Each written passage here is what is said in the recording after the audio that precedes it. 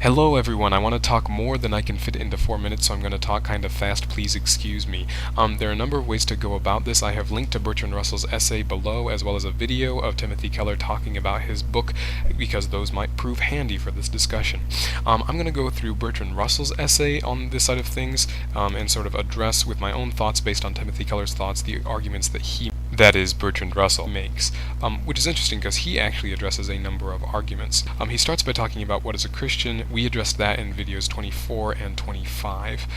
So moving on to his arguments for the existence of God that he disagrees with, there's the first cause argument. In other words, well, the world's here, so something must have caused that, so we'll call whatever caused it God. And he says, well, who made God? Well, God has always existed. Well, then why not just say that the world has always existed? Fair point. It's a point at which we're all tied. We have to just choose something that's always existed, or admit that we are not quite sure. So, moving on. Then he talks about the universe and the way it works, and he says some people get confused. When you look at the law of gravity, they assume there has to be a lawgiver, but in science, when we say there's a law, we just mean, well, we see gravity and it always happens, so we're going to say there's a law. That doesn't imply that it was necessarily designed or whatever, which I think is a good point. But he goes on to say that, and quote, there is, as we all know, a law that if you throw dice you will get double sixes only about once in 36 times. And we do not regard that as evidence that the fall of the dice is regulated by design. On the contrary, if the double sixes came every time, we should think that there was design. The laws of nature are of that sort, as regards a great many of them. They are statistical averages such as would emerge from the laws of chance. End quote. Now, this is where I take issue with him, because I would ask him to point out, well, which laws of nature are you referring to that are statistical averages as would emerge from the laws of chance? Because I hold to his next argument, the argument from design, which is when you look at the physical universe, there are actually a great complexity of things that are lined up in a very specific way. Now, if you switch to Timothy Keller's video, which is much better than mine, at about 28 minutes and 34 seconds into it, he addresses this in a much better way, quoting Alvin Platinga, than I can. But I'm not going to say what he says. I'm going to say something different than what Timothy Keller says, that is.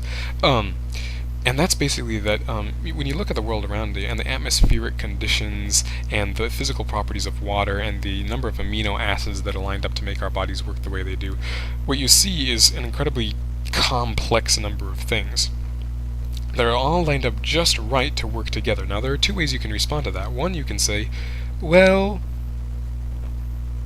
yes, but that doesn't mean that it was meant to be that way. That could have happened by chance. You're right, it could have happened by chance. The other way to look at it is to say, well, I wonder if someone designed it to work that way. I would say that the putting faith in chance is actually more faith in that situation, right? For example, if you take any object like a cell phone or a computer or whatever and look at it, it looks like someone designed it. It has that feel to it. Now, I can't prove that someone designed it. It could have come about through some sort of process, like natural selection maybe, but that doesn't seem too likely. And I know some atheistic evolutionists will get annoyed with me and think that I don't understand how biological processes work with natural selection, but you're not just dealing with biological processes, you're also dealing with, we had atmosphere in the first place here, or we had physical properties of water that are recyclable and sustainable because how it can exist in the three different forms. We have a number of different processes here, even before you get to natural selection, that you really can't explain. You just have to sort of go, well, they were there by chance. But moving this forward to something a little more practical, and I'm going to check how I'm doing with time. I am already at 4:24. I'm going to keep talking though. I'm breaking the rule.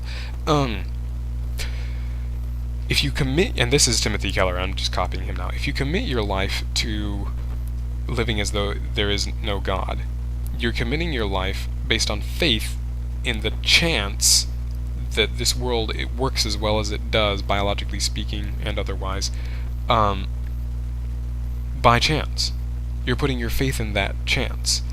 And you could be wrong, right? It could be that it was actually intentionally designed that way. It could be that it came about by chance, but there's a good chance that it was actually just because someone wanted it to be this way, because it looks as though it was put together in a complex manner that it would imply design.